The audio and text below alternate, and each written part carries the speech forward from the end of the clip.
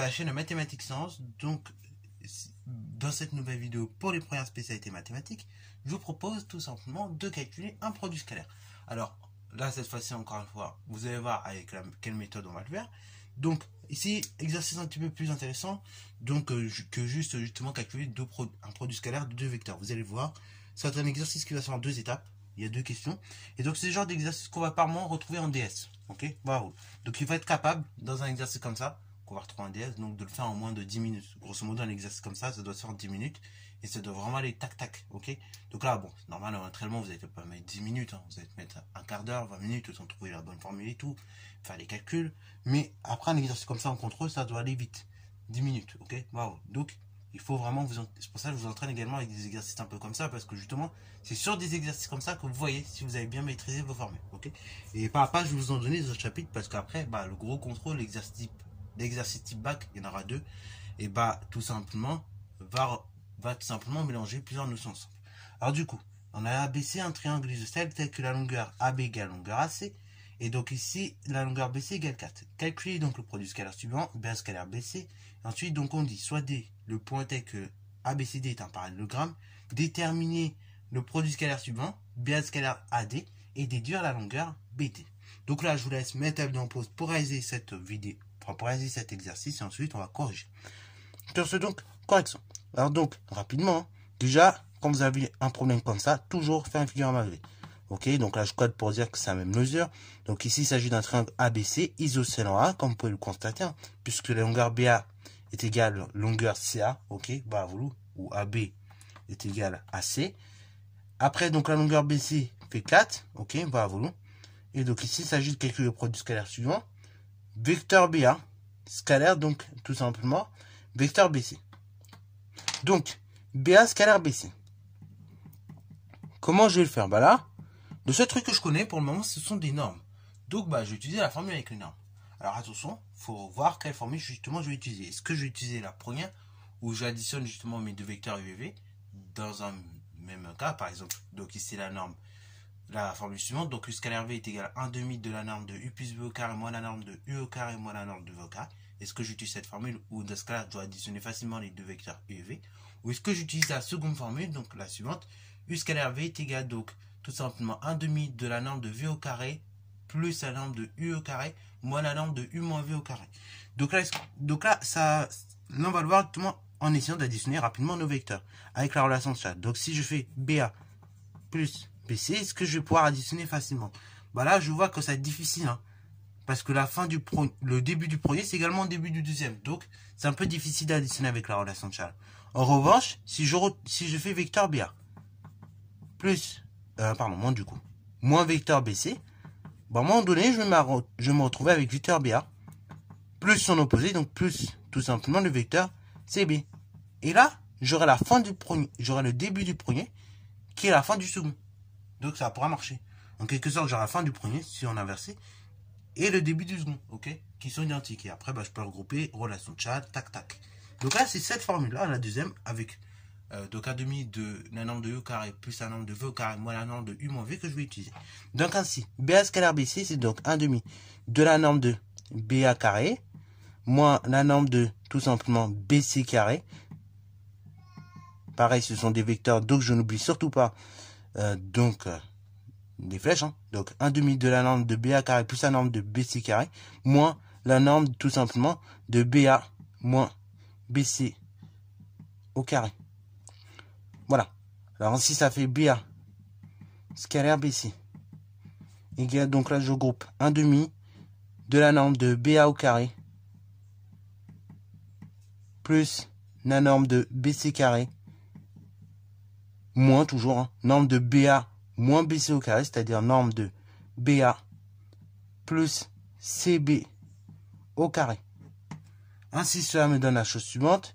BA scalaire BC, c'est donc 1 demi de la norme de BA au carré plus la norme de BC au carré moins tout simplement la norme de la somme de ces deux vecteurs-là. Donc BA plus CB, le tout au carré. Donc là, comment j'additionne ça avec la relation de Charles? Donc du coup, si je mets ça dans le sens inverse, ça fait CB plus BA. Donc là, la fin enfin, vous voyez, donc on a la fin de B qui est là. Donc celui-là, je vais le retirer. Et je vais juste laisser le C qui est devant. Et après, j'ai le B qui est devant, là, qui me dérange. Et ben, je vais le retirer, pareil, et je vais mettre à la fin la deuxième lettre, donc CA. Donc, moins CA au carré. Comme ça, vous trouvez votre vecteur résultat. Après, donc, ça me donne également la chose suivante. Donc, BA scalaire BC, c'est donc égal, en fin de compte, à 1,5 de la norme de BA carré. La norme de BA carré, bah, c'est tout simplement la longueur BA qu'on élève au carré. Plus la norme de BC carré, donc BC carré, bah, c'est la norme de BC qu'on élève au carré. Autrement dit, la longueur BC que j'élève au carré. Plus, moins donc, pardon, la norme de CA au carré. Donc là, pareil, c'est la norme de CA que j'élève au carré. Donc, tout simplement, la longueur CA au carré. Une fois que c'est fait, bah, j'ai fait le plus dur. Après, il suffit juste de mettre le calcul, de mettre les données telles qu'elles nous étaient données. Donc, BA scalaire BC, c'est donc 1,5 de la norme de B, donc 1,5 de la longueur BA au carré. BA, regardez, c'est la même que la longueur AC, n'est-ce pas? Donc, c'est-à-dire, c'est 3 que j'élève au carré, plus BC carré. Donc, BC, c'est cette longueur-là. Donc, ici, c'est tout simplement 4 au carré. Plus, après, donc, on donne plus, pardon, moins, je vais arriver. Moins, donc, CA au carré. Donc, CA, bah, c'est cette longueur-là. C'est la longueur AC, c'est la même chose. Donc, CA au carré, bah, ça fait tout simplement 3. Moins 3 au carré. 3 au carré, moins 3 au carré, 0. Ainsi, ça fait BA scalaire BC égale 1,5 fois 4 au carré, c'est-à-dire 1,5 fois 16. Autrement dit, BA scalaire BC égale 8. C'est tout pour cette première question. Donc là, maintenant, passons à la seconde question, qui là est très intéressante. Vous allez voir pourquoi. Donc, deuxième question. Donc ici, il s'agit tout simplement, maintenant on a un point D, donc tel que la figure ABCD sur un parallélogramme, déterminer BA scalaire AD et en déduire la longueur BD. Ok? Donc là, je reprends exactement la même figure que tout à l'heure. Donc, voilà, j'ai mon triangle de base, hein. A, B, C, D. A, B, C. Et après, donc, j'ai mon point D quelque part par là. Ok, voilà. Alors, même pour que ce soit dans le bon sens, hein, donc on a A, puis B ici. Hein, je sais pas pourquoi d'ailleurs j'ai changé l'ordre, c'est B, et après j'ai mis C ici. Ok, donc A, B, C, et après le dernier, ça sera D. Ok, donc D quelque part par là. Donc, ainsi, A, B, C, D, c'est un parallélogramme. Longueur AB égale longueur tout simplement AC, qui est égale à 3. Qui d'ailleurs, la longueur AB est égale également à la longueur DC, puisqu'on est dans un parallélogramme. Et après, la longueur BC est égale en réalité longueur AD, qui est égale à 4. Ok, voilà, voilà. Donc ça, c'est la première des choses. Deuxième des choses, il s'agit de déterminer le produit scalaire suivant. Donc déterminer le produit scalaire BA, scalaire, donc B on a dit, hein, scalaire AD. Ok, voilà. Alors, du coup, exercice qui est très intéressant à voir. Alors là, pareil, cette question est très intéressante parce que la plupart du temps, vous allez tomber dans le panneau. Donc vous dites, bah, je dois faire BA scalaire AD. Mais tout à l'heure, si vous vous rappelez bien, on a calculé BA scalaire BC. Si je regarde BC et AD, bah, il y a quelque chose qui vous frappe normalement. A, donc le parallélogramme, donc ABCD est un parallélogramme, signifie que AD est égal BC finalement. Ok, on a des vecteurs égaux et donc collinéaires également. De ce fait, les produits scalaires vont être égaux, vous allez voir. Donc en fait, comme ABCD est un parallélogramme, d'une part, je peux dire qu'il y a des vecteurs égaux. Ici, ça serait le vecteur AD, ok, que vous voyez là, qui est égal au vecteur BC. Ok, on a le droit de le dire, hein. Souvent, je disais, quand ABCD est un parallélogramme, vecteur AB égale vecteur DC. Bon, on peut le prendre dans le sens, hein, vecteur AD est égal vecteur BC. Ok, donc là, on voit bien avec la figure, hein, on a cette égalité, cette égalité qui est présente puisqu'on a un parallélogramme. Ainsi, donc le produit scalaire AB, donc c'est pas AB, pardon, c'était BA, plutôt. Scalaire BC. Bah comme le vecteur AD c'est égal au vecteur BC, bah c'est égal, du coup en termes de produit scalaire, ce sera BA scalaire BC, ce sera également égal à BA scalaire AD. Puisque le vecteur BC, c'est le même que le vecteur AD. Donc là, ces deux produits scalaires ils sont égaux, c'est-à-dire ça fait 8. Ok, bravo. Bon, la plupart du temps, ne vous inquiétez pas. Bon, là vous aurez toutes les dimensions pour le faire, mais la plupart du temps, j'en suis sûr pour la plupart, vous auriez fait le calcul du produit scalaire à nouveau. Donc ici c'était tout simplement BA scalaire AD. Vous aurez refait le calcul. Pourquoi pas, on a le droit. C'est juste que ça va être un peu long. Tandis que là, à faire comme ça peut par moins être utile. Donc vous voyez que certaines notions de seconde, elles peuvent servir. Maintenant qu'on a trouvé le produit scalaire, BA scalaire AD, on nous demande d'en déduire la longueur, donc tout simplement BD, ok, bravo. Donc pour déduire BD, comment je vais faire? Donc là, on sait que BA scalaire, tout simplement AD, bah il y a deux manières de le calculer. Soit je calcule avec la première formule, donc U scalaire V est égal à 1 demi de la norme de U plus V au carré, moins la norme de U au carré, moins la norme de V au carré, ou soit la seconde formule, U scalaire V est égal à 1 demi de la norme de U au carré, plus la norme de V au carré, moins la norme de U moins V au carré. Ici, je vois que vecteur BA, vecteur BC, bah là, je ne pouvais pas regrouper facilement, mais par contre, vecteur BA, vecteur AD, je vois que je peux regrouper facilement avec la relation de Chasles. Ça me donnerait vecteur BD, ok. Ainsi, bah, je vais utiliser la première formule. Donc ainsi, BA scalaire AD, on sait que tout simplement, c'est égal à la chose suivante. 1 demi de la norme de BA plus AD au carré, moins la norme de BA carré, moins la norme de AD carré. Ainsi, ça me donne BA scalaire AD, qui est égal à la chose suivante. 1 demi, donc de la norme de BA plus AD au carré, c'est-à-dire la norme de BD carré, moins la norme de BA carré, moins la norme de AD carré. Donc ça veut dire que BA scalaire AD est donc égal à 1 demi de la longueur BD au carré, moins BA carré, moins AD au carré. Et on peut même développer, hein, si on veut. Ça fait que BA scalaire AD est égal à 1 demi de la norme de la longueur BD au carré, moins 1 demi de la longueur BA carré, moins 1 demi de la longueur AD carré.